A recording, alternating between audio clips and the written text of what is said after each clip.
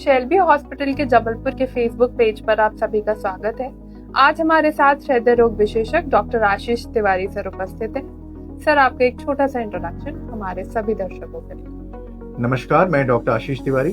मैं हृदय रोग विशेषज्ञ हूँ शेल्बी हॉस्पिटल में जबलपुर में, और महाकौशल वासियों का हमारे वीकली फेसबुक लाइव पे स्वागत है। आज हम बात करते हैं हार्ट के पेशेंट्स का दिनचर्या लाइफस्टाइल कैसा होना चाहिए। तो सर, सबसे पहले मेरा क्वेश्चन है कि पेशेंट के जीवन शैली में क्या चेंज होने चाहिए।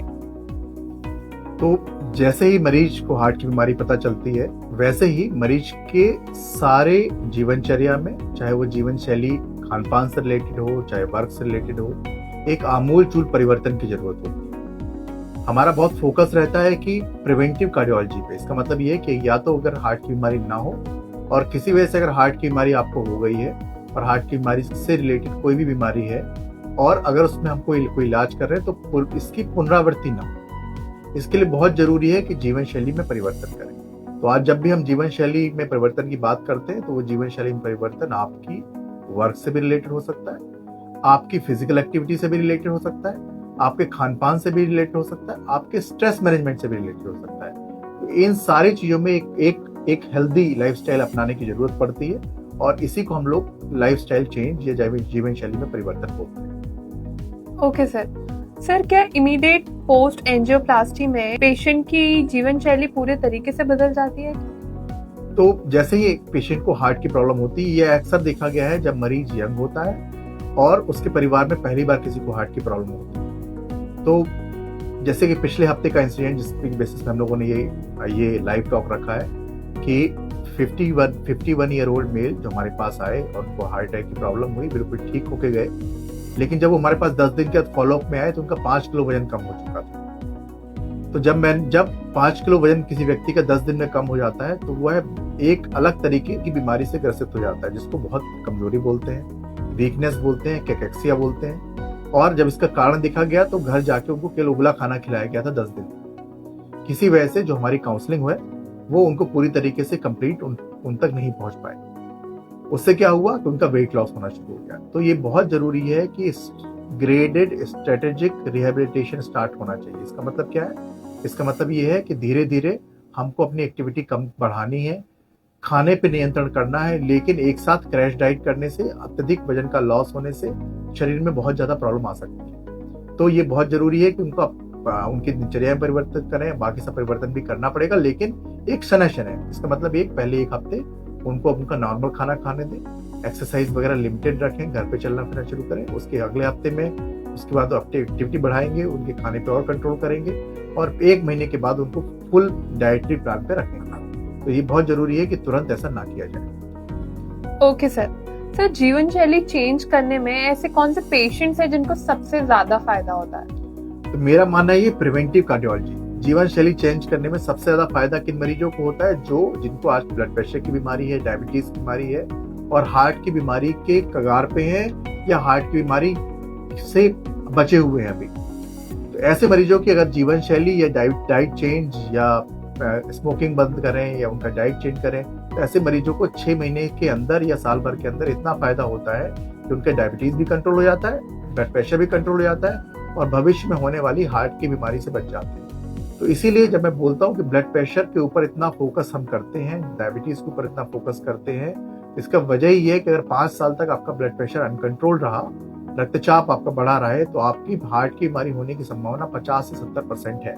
अनकंट्रोल ब्लड प्रेशर, ये केवल आपको हार्ट की बीमारी बता रहा हूँ। इसके अतिरिक्त स्ट्रोक की बीमारी, बाकी बीमारियां भी आपको हो ही सकती हैं। तो इसी तरह डायबिटीज, अनकंट्रोल डायबिटीज, बढ़ी हुई डायबिटीज अगर 5 से 10 साल हो जाती, तो आप इनवेरिएबली हार्ट के मरीज बन जाते हैं।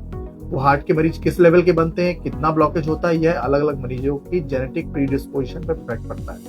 इसका मतलब यह है कि इन दोनों बीमारियों का सबसे, अगर लाइफस्टाइल का मॉडिफिकेशन का सबसे ज्यादा फायदा किसको होना है, जो डायबिटिक है, हाइपरटेंसिव है, और जो अभी बीमारी, जिनको हार्ट की बीमारी नहीं हुई है और वो अपने आप को हार्ट की बीमारी से बचा सकते हैं। ओके सर, बाईपास जिन पेशेंट्स का बाईपास सर्जरी हो जाती है, उनका खान पान और लाइफस्टाइल कैसे होनी चाहिए? तो बाईपास पेशेंट हो या एंजियोप्लास्टी पेशेंट हो, उनका खान पान और नियमित, संयमित और एक बैलेंस लाइफस्टाइल के साथ उनको रहना होता है। बाईपास पेशेंट में बिकॉज चूंकि उनको घाव लंबा होता है और उनकी ग्रेजुअल रिकवरी होती है, तो उनका कार्डियक रिहेबिलिटेशन प्रोग्राम थोड़ा और लंबा रहता है। इसका मतलब उनको उठने बैठने में दिक्कत होती है, चलने में दिक्कत होती है, कई बार उनके हार्ट के नसों में के ब्लॉकेज तो खुल जाते हैं, लेकिन उनको सीने में होने वाले टांकों की वजह से दर्द होता है, बाकी दिक्कतें होती हैं। तो उनको उनके जो रिहेबिलिटेशन प्रोग्राम होते हैं बहुत ही स्लो चलाना चाहिए। इसका मतलब ये है कि उनको पहले 2 हफ्ते में धीरे धीरे एक्टिविटी बढ़ाना चाहिए।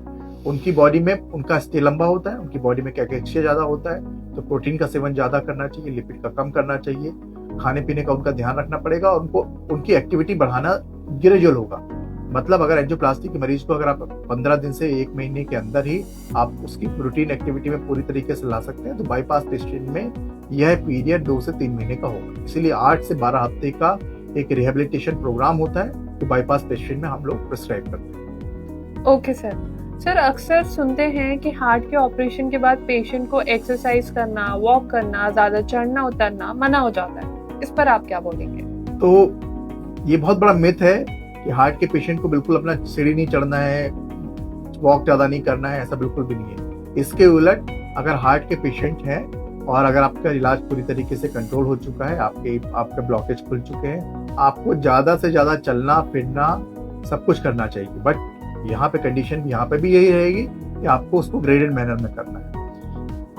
इसका एक्सेप्शन केवल 1 से 2% मरीज वो हैं जिसके हार्ट की नसों में मान लीजिए 3 ब्लॉकेज हैं, तीनों ब्लॉकेज 90% है और किसी वजह से उन ब्लॉकेज का ऑपरेशन नहीं हो पा रहा है। ऐसे मरीजों का जरूर आपको एक लिमिटेड चलना फिरना रखना पड़ेगा, दवाइयां खाना पड़ेगा और अपनी एक्टिविटी उसी हिसाब से रखें जितना आपको जरूरी है, उससे ज्यादा ना करें। Okay sir. सर ऐसा भी सुनने में आता है कि पेशेंट 2 से 4 घंटे से ज्यादा काम नहीं कर सकता, ये मिथ है या फैक्ट? तो मैं बताना चाहूंगा कि आज की advance modern medicine including cardiac medicine, चाहे वो मिनिमल इन्वेसिव बाईपास सर्जरी हो या रेडियल एंजियोप्लास्टी हो, उसमें मरीज 1 हफ्ते के बाद लगभग फिट हो जाता है अपने सारे काम करने के लिए। ऑब्वियस ही बात है कि पहले मंथ में उसको अपनी ग्रेडेड एक्टिविटी बढ़ानी चाहिए और ईश्वर की कृपा से ऐसे मरीज 1 महीने के अंदर अपना सारा काम खुद कर लेते हैं और अपनी पुरानी जिंदगी फिर से याद कर सकते हैं और वह सारा काम कर सकते हैं जो पहले कर सकते थे, चाहे वो चलना हो, दौड़ना हो, वो काम करना हो, और वो अपनी पूरी एक्टिविटी फिर से कर सकते हैं, चाहे 8 से 10 घंटे का काम हो या किसी भी तरीके की फिजिकल एक्टिविटी हो, जैसे सीढ़ी चढ़ना, 3 मंजिल चढ़ना, 4 मंजिल चढ़ना, सब कुछ कर सकते हैं। यहाँ तक कि एंजियोप्लास्टी वाले मरीज अभी रिसेंटली मैराथन भी दौड़ के आते हैं, पहाड़ पे भी चढ़ के आते हैं, तो they are as good as normal people. But उनको अपनी सेहत का ध्यान रखना पड़ेगा, अपनी बॉडी के हिसाब से काम करना पड़ेगा। जैसे किसी की हार्ट की पंपिंग 20% हो गई, उसके लिए लिमिटेशन रहेगी, लेकिन किसी की हार्ट की पंपिंग नॉर्मल चल रही है एंजियोप्लास्टी के बाद, तो वह बिल्कुल नॉर्मल रह सकता है, नॉर्मल तरीके से अपना जीवन यापन व्यतीत कर सकता है। ओके सर, हार्ट के पेशेंट्स को वर्क प्लेस में क्या चेंज करना चाहिए? तो एक बहुत बड़ा एरिया जो हम लोग फोकस कर रहे हैं वो है वर्क स्ट्रेस मैनेजमेंट। इसका मतलब ये है कि हार्ट के मरीजों में कई बार यंग हार्ट अटैक के मरीजों में स्ट्रेस की वजह से भी हार्ट अटैक आता है, तो हमको अवॉइड करना चाहिए स्ट्रेस रिलेटेड वर्क और वर्क प्लेस पे फिजिकल एक्टिविटी बढ़ाना चाहिए। इसका मतलब ये है कि जब भी आप 15-20 मिनट एक साथ बैठे काम कर रहे हैं तो उसके बाद 2-3 मिनट का 4 मिनट का एक वॉक होना चाहिए, या अपना वर्क प्रोफाइल ऐसा करें कि जैसे 10 मिनट यहाँ टेबल पे बैठ के काम कर रहे हैं तो 10 मिनट दूसरे विंग में काम करना है, या 2-3 घंटे वहां काम करना है, 2-3 घंटे यहाँ काम करना है। तो आपके वर्क ड्यूरेशन के दौरान भी फिजिकल एक्टिविटी जरूर होनी चाहिए, चलनी चाहिए, उसको स्टैग्नेंट नहीं करना है आपको। Okay sir, your one advice regarding diet for all our audience. So सबसे ज्यादा डाइट का फायदा मैंने बताया डायबिटिक और हाइपरटेंसिव को ही होता है। कार्डियक पेशेंट में भी डाइट इंपॉर्टेंट है और सही मायनों में आपकी एक्सरसाइज का या वर्क लाइफ बैलेंस का सही फायदा तभी होता है जब डाइट बैलेंस होती है। तो हमारे पास डाइटिशियंस हैं, 3 डाइटिशियंस हैं जो हर मरीज को उसकी जरूरत के हिसाब से डाइट चार्ट बताते हैं। लेकिन मेरा मानना यह है कि डाइट चार्ट को फॉलो करने के पहले आप अपनी एक्टिविटी को धीरे धीरे बढ़ाएं और उस डाइट चार्ट को पूरी तरीके से फॉलो करने के पहले जरा अपना 1 महीने के आसपास से 1.5 महीने का टाइम लें, क्योंकि अगर आप एक पर्टिकुलर डाइट फॉलो कर रहे हैं पहले और एकदम से डाइट चेंज करेंगे तो आपकी बॉडी पे खराब असर पड़ सकता है। तो gradually transition is the best transition और इससे आपके हार्ट भी स्वस्थ रहेगा और शरीर भी स्वस्थ रहेगा। Okay sir, thank you sir, इतना इम्पोर्टेंट टॉपिक हम सबके साथ डिस्कस करने के लिए। आई होप सर के थ्रू दी गई इन्फॉर्मेशन आपके लिए हेल्पफुल होगी।